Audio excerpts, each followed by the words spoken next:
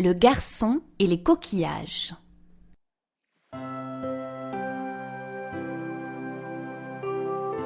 Un homme et sa femme avaient pour leur cœur un fils, pour leurs bras le travail, pour leur corps une petite cabane et une natte pour dormir, pour l'estomac un peu de nourriture, et au cou pas le moindre petit coquillage.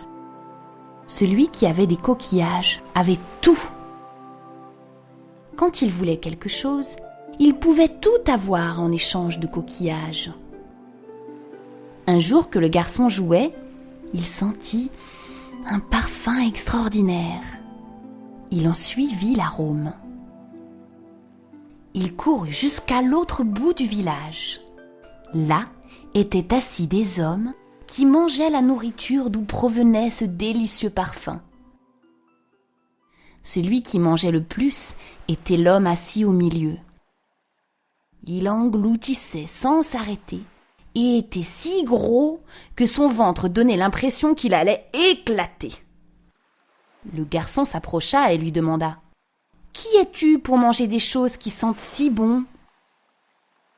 L'homme tourna la tête et cria d'une voix telle que le garçon eut l'impression d'être plus petit que la plus petite des fourmis. « Comment se fait-il que tu ne saches pas à qui tu t'adresses ? Ce que je porte au cou, tu ne le reconnais pas ? » Il montra avec son doigt gras son collier de coquillages. Il y en avait des grands et des petits, des blancs, des roses, des jaunes et de toutes les couleurs. Tu ne sais pas que celui qui possède autant de coquillages est le chef de l'île ? L'homme se leva, les coquillages tintèrent, et le garçon les admira. « Toi, qui es-tu » demanda le chef. « Tu les voudrais, hein, mes beaux coquillages ? Ils sont beaux, dis ? Dis qu'ils sont beaux. Réponds donc !» Et il enleva l'un de ses colliers qu'il fit danser et tinter sous les yeux du garçon. Il riait beaucoup, très fort. Le garçon lui dit « Ils sont beaux, ils sont très très beaux. Moi aussi j'aurai beaucoup de beaux coquillages comme ceux-là, et beaucoup de nourriture qui sentent très bon. Moi aussi, je serai chef. »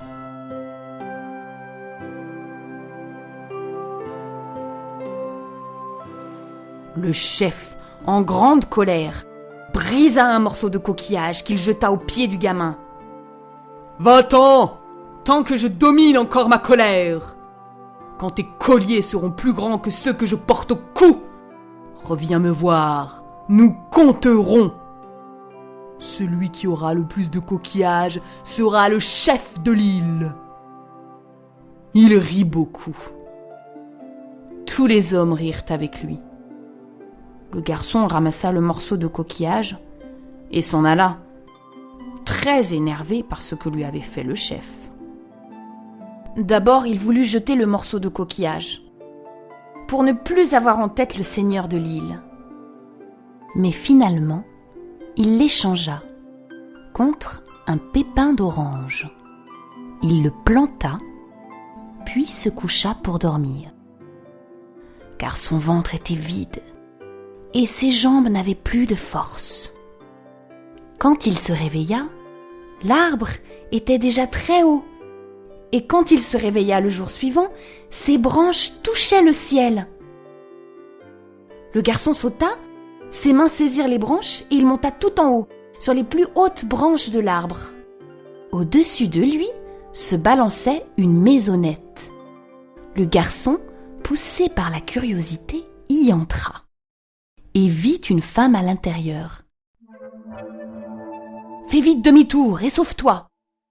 Tu ne sais pas encore quel danger il y a ici, ce qui est bon et ce qui est mauvais.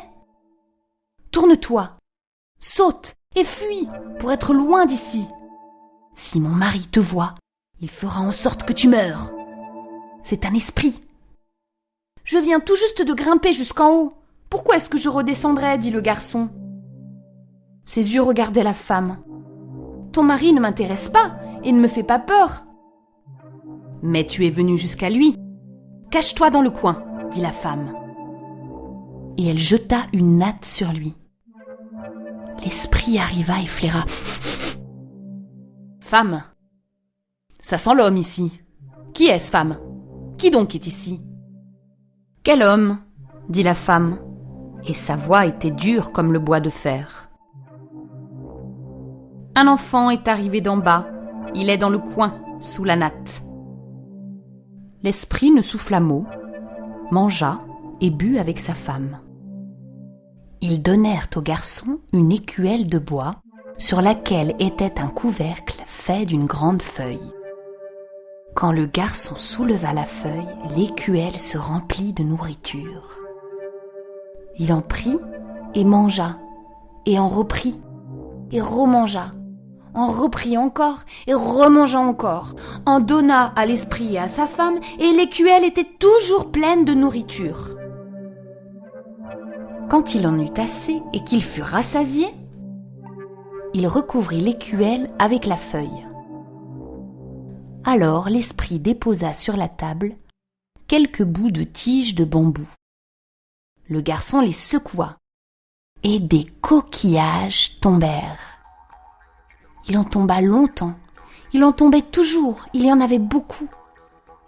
L'esprit et le garçon dirent « 1, 2, 3, 4, et ainsi de suite, jusqu'à ce que la force quitte main et tête. Mais ils comptaient toujours. » Puis ils voulurent ranger les coquillages dans les tiges.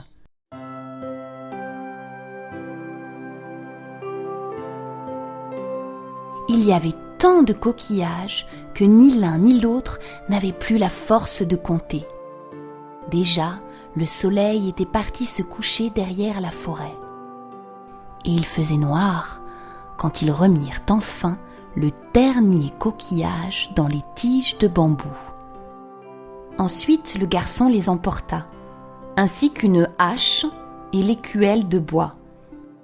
Et il sortit de la maison par les branches de l'oranger. Il descendit de branche en branche, puis encore d'une branche à l'autre, jusqu'à ce qu'il n'en reste plus que 5 à descendre. Puis, il n'y en eut plus et il arriva à terre. Il entra dans la cabane de ses parents et déposa sur la table l'écuelle de bois. « Soulevez le couvercle de feuilles et mange, papa, mange la nourriture, maman. C'est une écuelle que j'ai rapportée de la maison dans le ciel.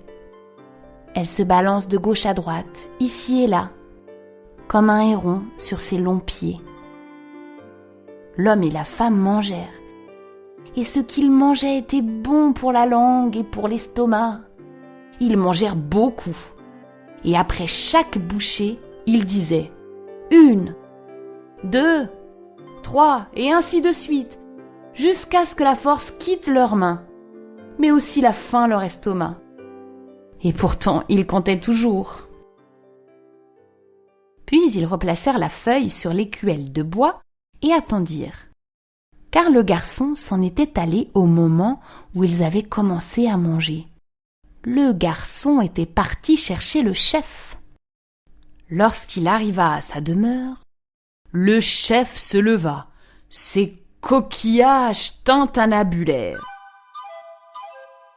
Et le garçon considéra l'homme qui le regardait de toute sa hauteur et lui dit « Je suis venu, comme tu le voulais. »« Je te vois, et je m'amuse à l'idée de ce que tu vas me dire, dit le chef. »« Celui qui aura le plus de coquillages sera le chef de l'île. »« Ce sont tes paroles que je suis venu te rapporter, » répondit le garçon. « Oui, celui qui aura le plus de coquillages, dit le chef. » Et l'orgueil faisait sonner ses coquillages. « Celui de nous deux qui a le plus de coquillages. »« Dis-le à mes oreilles, demanda le garçon. »« Va-t'en, tandis que je domine encore ma colère, dit le chef. Mais avant, tes petits éclats de coquillages, je te les compterai sur les doigts. Faisons d'abord le compte de tes coquillages, pas celui des miens. Et nous ferons la différence. Et les doigts n'y suffiront peut-être pas. Ils comptèrent. Le chef avait beaucoup de coquillages. Cependant, ils arrivèrent à les compter tous. Mais quand le garçon éparpilla les siens, la bouche du chef s'ouvrit tout grand, comme une grande huître, et resta ouverte. Le chef et le garçon dirent 1, 2, 3, 4, et ainsi de suite, jusqu'à ce que la force quitte main et tête, mais ils comptaient toujours. Ensuite, ils n'eurent plus assez de force pour dénombrer tous les coquillages. La bouche du chef ne riait plus. Ses colliers ne tintinnabulaient plus à son cou. Et sa bouche ne se refermait plus. Il alla s'asseoir chez lui, derrière le four. C'est le garçon qui devint chef.